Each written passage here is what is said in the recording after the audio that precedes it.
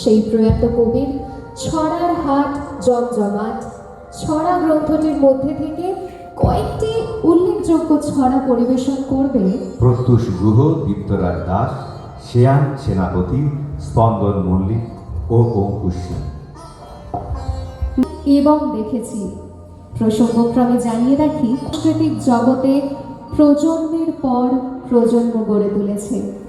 হুগলি চুঁচুড়া চন্দননগর শহর ছাড়িয়ে পশ্চিমবঙ্গের বিভিন্ন প্রান্তে জন্ম দিয়েছে বহু শিল্পীকে। এই চুঁচুড়া আবৃত্তি সংস্থা আমাদের কাছে গর্ব, তাই কেউ অস্বীকার করলেও আমরা গর্বের সঙ্গে বলতে পারি তাদের শিল্পী বাণিজ্যিকভাবে প্রতিষ্ঠিত। হ্যাঁ, ফিরে আসি তরুণ তরুণী প্রাপ্তবয়স্ক এই ছাত্রছাত্রীদের অনুষ্ঠানে।